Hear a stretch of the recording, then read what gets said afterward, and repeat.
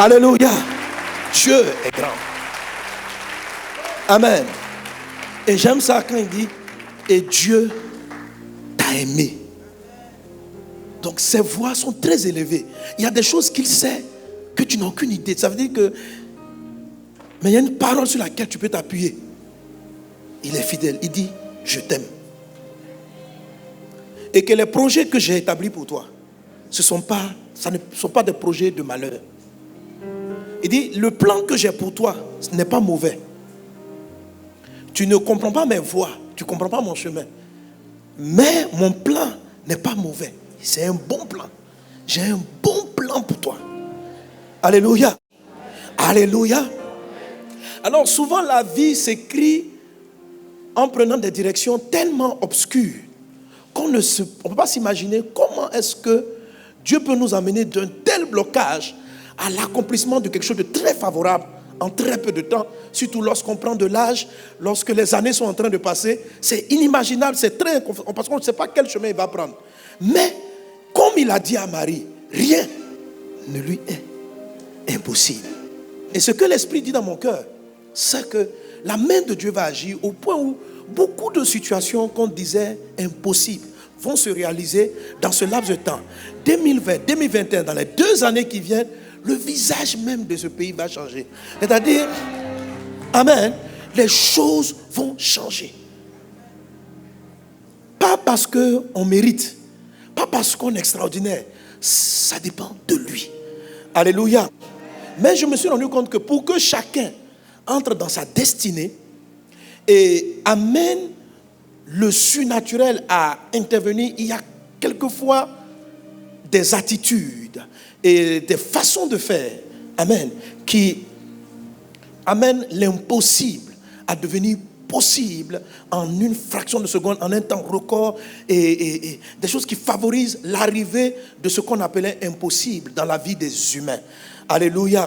Un ingrédient que seule l'espèce humaine est capable de manifester, qu'on ne trouve pas dans l'oiseau, qu'on ne trouve pas dans les autres espèces. Une chose que les humains ont seule, qu'on appelle la foi, avec l'espérance. Alléluia.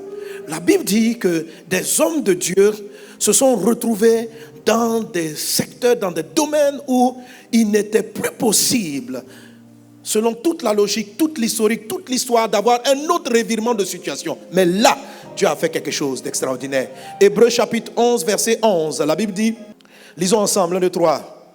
C'est par la foi que Sarah elle-même, malgré son âge avancé, fut rendue capable d'avoir une postérité parce qu'elle crut à la fidélité de celui qui avait fait la promesse. Amen.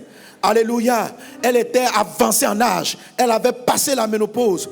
Toute la science connue disait l'histoire s'arrête là. Mais la Bible dit par la foi. Mais une foi très particulière qui va nous intéresser. Amen. Elle a cru malgré son âge avancé dans la fidélité de Dieu. Que celui qui tient une promesse, qui a dit, est puissant pour l'accomplir. C'est cette foi-là que je vais te demander et pour laquelle Dieu veut te parler aujourd'hui, alléluia, que tu dois déclencher. Il faut que tu crois que celui qui a dit est fidèle. Malgré que le temps soit passé, malgré que les années se soient écoulées, malgré que beaucoup de choses se soient passées et que tu sembles ne plus avoir d'issue, il faut que tu saches, parce qu'il est sur le point de le faire. Tout le monde sait que Sarah, en cours de route, a douté. Tout le monde sait qu'à un moment donné, elle a jeté l'éponge. Mais dans la détresse même, si la Bible nous dit ça, c'est que quelque part dans son cœur, elle disait que Dieu est vivant. Même quand elle a dit, à mon âge, on ne peut plus avoir d'enfants, la Bible dit que elle est vivante. Vous savez, la foi, on va l'expliquer plus tard, c'est le fait de continuer à rêver, c'est-à-dire, quand la Bible dit qu'elle avait la foi, je vais vous montrer, en fait, c'est que, malgré qu'elle voyait son âge avancé, quand elle fermait ses yeux, elle se voyait avec un enfant. Elle ne savait pas comment ça allait arriver. C'est pourquoi quand l'ange lui a dit que tu vas avoir, elle a ri.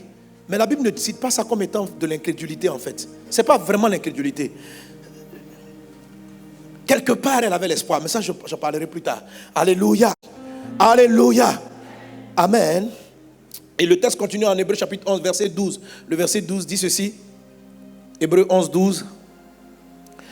On continue encore, lisons ensemble. C'est pourquoi d'un seul homme déjà usé de corps naquit une postérité nombreuse comme les étoiles du ciel, comme le sable qui est sur le bord de la mer et qu'on ne peut compter. Alléluia, quelqu'un acclame Jésus. Amen. Malgré son âge avancé, par la même foi, ça veut dire croire encore quand tout s'écroule. Par cette même foi, Abraham a eu beaucoup d'enfants, malgré que son corps soit usé. C'est ce que tu vas vivre dans le nom de Jésus. Romains chapitre 4, verset 18, traduit ça encore autrement. La Bible dit ceci. C'est ce degré c'est ce type de foi-là que je vais te demander d'avoir. Il y a la foi à deux niveaux, deux grands niveaux de puissance. Amen. Il dit, lisons ensemble, 1, 2, 3. Espérant contre toute espérance, il crut en sorte qu'il devint père d'un grand nombre de nations, selon ce qui lui avait été dit, telle sera ta postérité. Alléluia. Il avait entendu une parole, tu vas avoir beaucoup d'enfants. Quand bien même son corps était fini, la Bible dit, il a espéré, contre toute espérance. Vous savez, il y a l'espoir, première partie, et puis il y a l'espoir quand tout te montre qu'il ne faut plus espérer. C'est ça qui amène certains hommes à basculer du monde du possible à rentrer dans le monde de l'impossible. Il y a une frontière entre... Parce qu'à tout moment, on a de l'espoir. Mais à un moment donné, tu ne peux même plus espérer. Dans la version du semeur, il a dit quoi? On lit ensemble, encore ensemble. Alors que tout lui interdisait, il a espéré. Ah, j'aime cette version-là. Amen. Tout lui interdisait. C'est-à-dire que, vous savez, pour espérer, on s'appuie sur des choses. Dans le fond, souvent on ne le dit pas, mais dans le frais, quelquefois, tu dis, demain, je vais acheter une maison. Mais tu espères en Dieu, mais tu comptes sur ton salaire et sur une arrivée. D'autres fois, on espère en comptant sur un parent, en comptant sur quelqu'un. Abraham, Dieu l'a amené au point où tout lui interdisait d'espérer. Ça veut dire, quand il regarde un oncle, il voit un panneau rouge avec un trait blanc au milieu, sens interdit. Il regarde ici, sens interdit, tout lui interdisait. On dit, tu ne peux plus. C'est de la folie. On n'y va pas. Pendant que tout était fermé, quand il n'y avait rien qui présageait un changement de situation, la Bible dit, il a espéré encore. Il a espéré encore. Alléluia. Gloire à Dieu. J'entends pas bien ton amen. Je me suis posé la question, mais pourquoi Dieu nous amène à une telle extrémité? Pourquoi il ne peut pas faire certains miracles à partir de la première espérance? C'est-à-dire le premier espoir, là, tu espères. Et puis il fait. Maintenant, il y a un niveau où il t'amène contre toute espérance. C'est-à-dire le contre tout. Là. Tout. C'est-à-dire tu as l'impression que chaque fois que tu penses que quelque chose va aboutir, c'est comme si quelque chose vient d'aboutir, ça casse. Tu dis, j'espère que le salut viendra à gauche. Quand tu t'en vas vers la gauche, tu dis, Dieu a commencé à faire un miracle à gauche. Et puis c'est comme si tu attendais là-bas. Bam. J'espère que ça va venir à droite. Et puis Dieu te laisse aller à droite. Tu dis aux gens, ça commence à aller. Mon miracle est proche. Alléluia. Alléluia. Mais bam, le gars sur qui tu comptais, il a voyagé, il est décédé. Comment ça? C'est quoi ça? Tu te tournes encore, tu dis non, mon Dieu est vivant. Mon Dieu est vivant. Et puis il y a une lueur d'espoir. Un puissant message que tu écoutes. Et les choses semblent aller. Tu commences à nouveau à espérer. Si tu espérais le mariage, un frère s'est approché. Il a commencé à te regarder. Depuis 5 ans, on ne te regardait plus. Maintenant, quelqu'un te regarde. Un petit espoir a commencé à naître. Bientôt, peut-être, le mariage arrive. Le temps que tu commences à t'approcher, il s'intéresse à toi. Il est parti prendre la soeur Gasparette. C'est quoi ça? Donc, et à un moment, tu regardes à l'église, dans ton groupe, tu regardes. À gauche, il n'y a pas quelqu'un. À droite, devant, derrière, il n'y a plus d'espoir. La Bible dit, dans la confusion, Abraham dit, je ne sais pas par où, mais ce qui est sûr, ce qu'il a dit, il a dit. Ce qui est dit, est dit. Il dit, j'aurai des enfants. J'aurai des enfants. On dit, non, tu ne vois pas que Sarah même est vieille. Il dit, je ne sais pas comment. À un moment donné, ils ont faibli. Ils ont eu jusqu'à ils ont eu Ismaël. Dieu dit, c'est pas ce que je t'ai dit. Je t'ai dit que c'est Sarah. Il va consulter dans l'histoire. Vous savez, du temps d'Abraham, il n'y avait pas la Bible. Donc, il a dû se renseigner. Dans l'histoire, est-ce que vous avez déjà vu une femme qui atteint cet âge? On dit, bon, l'âge de la ménopause, c'est vers 45 ans. On a vu des femmes jusqu'à 48. Mais maman... Tu dis... Donc, il parlait le docteur. Il dit, docteur. Le docteur dit, elle a quel âge ta femme? Il dit, tu veux un enfant? Il dit, oui. Elle a quel âge? Le docteur pensait qu'elle allait dire 48 ans. Il a dit, non, là, on peut forcer un peu. Quand il sort, la vieille, il dit, elle a quel âge? 98 ans. Tu veux quoi? Il regarde Abraham, il dit, papa, parce qu'Abraham lui-même, il avait déjà 100 et quelques ans. Il dit, le vieux, tu vois, le vieux. Donc, la maman, elle a quel âge? Elle a 98 ans. Et tu dis quoi? Mais si vous vous imaginez, Sarah avait près de 100 ans. Une grand-mère, arrière-grand-mère. La dame là a été enceinte. Je ne sais pas si vous imaginez, une maman de 100 ans, elle a un ventre. Dieu a fait ça. Dieu a fait ça. Je crois que quand on voit l'histoire, on n'arrive pas à imaginer. On croit que Sarah était une jeune fille. Ce n'est pas une jeune fille. Et à 100 ans, on était déjà très vieux. Tu dis non, à l'époque, non. On avait déjà, c'était depuis Genèse 6 que l'âge avait été, l'espérance de vie avait été réduite. Du temps d'Abraham, ils avaient à peu près la même espérance de vie que nous, qu'aujourd'hui. Et Dieu a fait ça. Quelque chose va se passer dans ta vie. Dieu te fait entendre ces paroles pour dire, même là où tu es, peux-tu encore espérer? Alors, Dieu nous amène dans notre vie chrétienne à de telles extrémités où il brise tout autour de nous parce qu'il va te faire basculer véritablement dans la dimension de l'extraordinaire. Vous savez, j'ai dit espérant contre toute espérance. La première espérance là, parce qu'il y a deux espérances. Il y a l'espoir 1. Et puis il y a l'espoir, quand tout te dit de ne plus espérer, tu espères encore. Ça c'est espoir numéro 2. L'espoir numéro 1 vous donne des miracles de temps en temps. Dieu intervient par-ci par-là. L'espoir numéro 2, où toute ta chair, ton expérience, ton histoire te dit de jeter l'éponge. Et tu continues d'espérer sans savoir comment, par quoi cela va se faire. C'est ce qui va te faire basculer en fait du naturel et te faire rentrer dans le surnaturel. Parce que le surnaturel n'est justement pas naturel. C'est-à-dire, il n'a aucune logique. Il faut que Dieu détruise la logique. Pour que tu rentres dans l'illogique. Je ne sais pas si tu comprends ce dont je parle. Amen. Le miracle qui amène quelqu'un de la prison au palais, simplement, waouh, qu'est-ce qui se passe? Voilà. Donc, il y a une dimension. Pour pouvoir accomplir certaines prophéties, certaines promesses, Dieu doit mener certains de ses enfants dans ce genre de dimension. Amen. Quand même tu atteins un enfant et qu'on t'a tout enlevé et qu'il n'y a plus de trompe pour même recevoir l'enfant. Cette foi dont je parle te donne encore de dire, je ne sais pas comment, mais je ne peux pas m'empêcher de rêver que j'ai une grossesse, mon ventre. La science dit, ce n'est pas possible. Mais tu continues d'espérer. Est-ce qu'on est ensemble? Est-ce qu'on est ensemble? Alléluia. Amen. Plus tard, je vais t'expliquer. Amen. De quel type d'espoir il est question. Comment on peut avoir ce genre d'espoir? Et ça déclenche. Je ne dis pas cela pour dire que l'épreuve va perdurer. En fait, je suis comme un prophète. Je suis le prophète qui vient te dire que, tu sais, malgré ce que tu vis, tu as toujours continué de le louer. Tu es toujours resté dans sa présence. Quelquefois, peut-être, tu as glissé. Quelquefois, tu as fait des erreurs.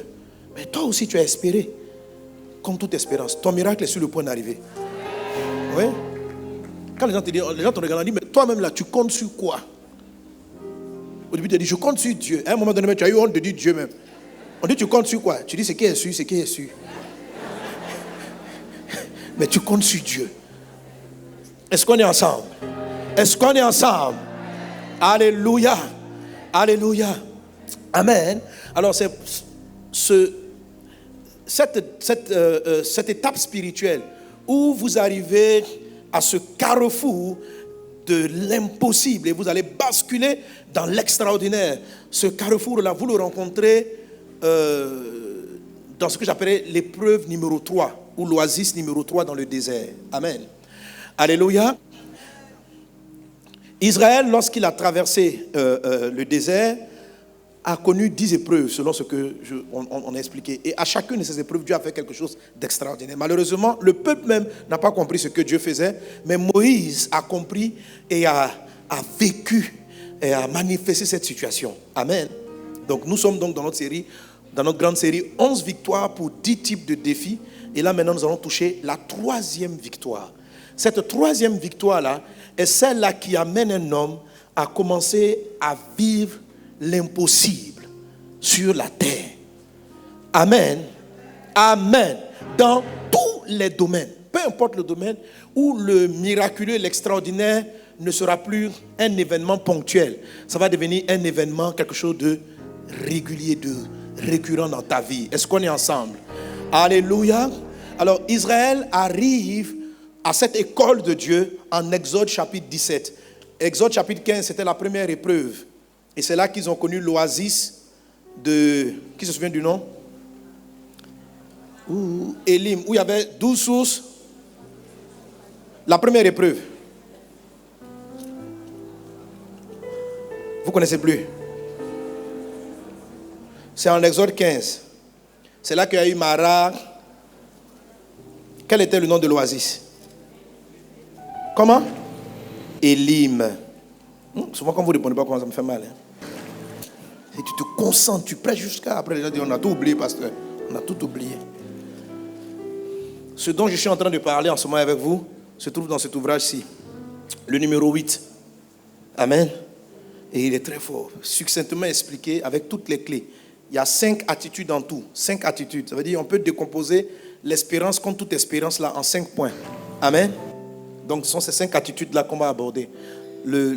Si je veux donner un thème à la 3e victoire, c'est 5 attitudes pour vivre, pour basculer de l'impossible au possible de manière régulière. Amen. Donc maintenant on a Exode 17. Ici l'oasis s'appelle Rephidim. Quelqu'un dit avec moi Rephidim. Rephidim. Donc Rephidim, c'est cette dimension du repos surnaturel. Alléluia. C'est la dimension spirituelle dans laquelle tu dois entrer. Mais, au lieu de te reposer, quelque chose va se passer d'abord pour te donner cette victoire divine. Alors, Exode chapitre 17, on va lire dans nos Bibles en papier. Je vais vous inviter même à vous tenir debout, s'il vous plaît. On va prendre nos Bibles et on va lire ensemble. Le texte ne sera pas affiché. Ça sera dans la Bible en papier. On va commencer à partir du verset 1. Et certaines fois, je vais vous arrêter juste pour vous faire remarquer certains points parce que je vais les commenter aujourd'hui. Amen. Aujourd'hui, on va voir simplement les caractéristiques de cette épreuve. C'est-à-dire, comment est-ce qu'on sait qu'on est au point, on est arrivé à la frontière de basculer de l'ordinaire à l'extraordinaire. Alléluia. Comment tu sens que tu es arrivé à la frontière où maintenant il ne reste plus que Dieu qui va faire quelque chose d'extraordinaire. Alléluia. Ok, Exode chapitre 17 à partir du verset 1. On fait la lecture ensemble. 1, 2, 3. Toute l'assemblée des enfants d'Israël partit du désert de Sin, selon les marches que l'Éternel leur avait ordonnées, et ils campèrent à Rephidim, où le peuple ne trouva point d'eau à boire. Alors le peuple chercha querelle à Moïse. Il dit, « Donnez-nous de l'eau à boire. » Moïse leur répondit, « Pourquoi me cherchez-vous querelle? Pourquoi tentez-vous l'Éternel? » Le peuple était là, pressé par la soif, et murmurait contre Moïse. Il disait, « Pourquoi nous as-tu fait monter hors d'Égypte pour me faire mourir de soif avec mes enfants et mes troupeaux? » Moïse cria à l'Éternel en disant, « Que ferai-je à ce peuple? Encore un peu de temps et ils me lapideront. » L'Éternel dit à Moïse, « Passe devant le peuple et prends avec toi des anciens d'Israël.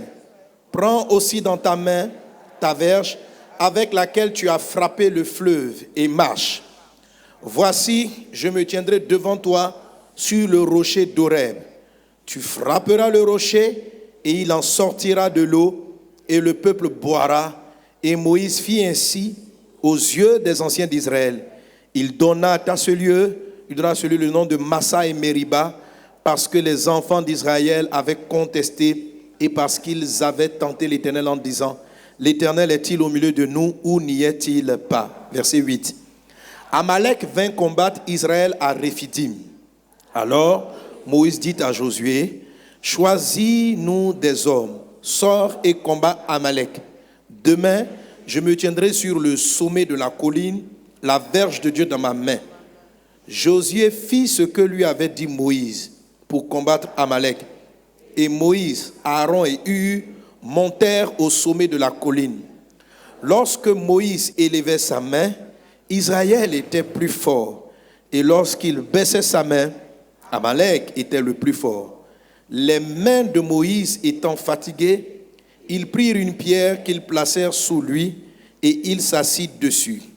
Aaron et Hur soutenaient ses mains, l'un d'un côté, l'autre de l'autre, et ses mains restèrent fermes jusqu'au coucher du soleil. Et Josué vainquit Amalek et son peuple au tranchant de l'épée. L'Éternel dit à Moïse, écris cela dans le livre pour que le souvenir s'en conserve, et déclare à Josué que j'effacerai la mémoire d'Amalek de dessous les cieux. Moïse bâtit un autel et lui donna pour nom l'Éternel ma bannière. Il dit, parce que la main a été levée sur le trône de l'Éternel, il aura guerre de l'Éternel contre Amalek de génération en génération. Amen. On peut acclamer la parole du Seigneur et on se rassoit. Amen. Alors, les versets que j'ai voulu te faire remarquer en particulier, verset 3. Le peuple était pressé par la soif. Dis avec moi, pressé par la soif. Alléluia. Le deuxième passage, c'est le verset 7, où il est dit, dans la deuxième partie du verset 7, on va lire depuis le verset au début, il est dit, il donna à celui le nom de Massa et Meriba parce que les enfants d'Israël avaient contesté, parce qu'ils avaient tenté l'Éternel en disant, l'Éternel est-il au milieu de nous ou n'y est-il pas? Amen. Amen. Et puis le troisième point, en fait, c'est à partir du verset 8, tout le passage qui nous parle de Amalek. Alléluia. Les 3 points de verset que je viens de citer sont les 3 éléments qui te permettent de savoir que tu traverses une épreuve numéro 3, qu'on appelle aussi l'épreuve de la frustration de la foi. C'est-à-dire, ou encore dans d'autres passages, il est dit, la Bible parle de l'épreuve de votre foi. Amen. Voilà. Il y a l'épreuve de ta foi. Ça veut dire que tu crois en Dieu. Puis on vient éprouver ta croyance en Dieu. On vient vérifier si elle est solide. La Bible dit que l'épreuve de votre foi est plus puissante que l'or périssable. C'est-à-dire que si tu réussis cette épreuve, tu vas produire plus que ce que l'or et l'argent peuvent produire. Qu'il en soit ainsi dans ta vie au nom de Jésus, parce que tu réussis cela au nom de Jésus. Alléluia. Gloire à Dieu. Alors ici, l'impossible qui est devenu possible, c'est le rocher qui a produit de l'eau. Est-ce qu'on est ensemble? Le rocher, de l'eau qui sort d'un caillou. Ça, c'est du jamais vu. De l'eau qui sort d'un caillou. Le caillou est la zone, est l'endroit le plus improbable d'avoir de l'eau. Alléluia. Israël, Dieu a fait un miracle où un caillou a donné de l'eau à boire. Ce n'est pas à 3 personnes, c'est à une nation. Ça veut dire que c'est devenu aussi puissant qu'un château d'eau qui alimente toute une nation. Certains, on évalue entre peut-être plus de 500 000 habitants, 1 million, la population israélienne qui a quitté l'Égypte. Moïse n'était pas un chef de quartier. C'était un chef d'un pays. Ça veut dire quand il se déplace là, c'est un pays qui s'en va. Donc, Coco dit, ça va d'un côté, les habitants du plateau, et puis tout le monde bouge. Pour aller trouver un autre endroit, il faut aller dans un autre quartier. Tu dois emprunter les transports. Et c'est tout ce peuple-là qui partait à Canaan. C'est une nation qui se déplaçait. Est-ce qu'on est ensemble? Est-ce qu'on est ensemble? Donc, l'eau du rocher a été quelque chose d'extraordinaire pour nourrir toutes ces personnes. Amen. Et la Bible dit dans le livre de 1 Corinthiens chapitre 10 verset 4, 1 Corinthiens chapitre 10 verset 4, la Bible dit que ce rocher qui a donné de l'eau, c'était le Christ. On peut le lire ensemble, 1, 2, 3.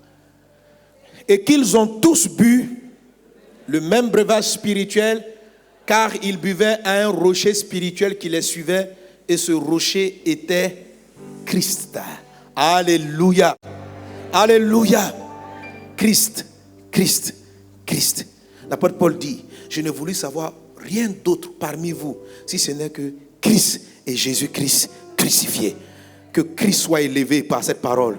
Christ le Seigneur. Jésus, le Christ, est celui qui va t'abreuver. Et la Bible dit, le rocher les suivait. Donc après ce miracle-là, Israël n'a plus connu de soif, sauf à leur retour. Lorsqu'ils ont échoué devant Canaan, ils sont revenus. En Nombre chapitre 20, ils vont repasser par la même épreuve. Si vous partez en Nombre chapitre 20, ils vont repasser par la même épreuve. Mais cette fois-ci, Dieu va dire à Moïse, parle au rocher. Il ne veut pas dire frappe le rocher. Est-ce qu'on est ensemble? Que ton rocher donne de l'eau maintenant au nom de Jésus. Qu'il donne de l'eau au nom de Jésus. Alléluia.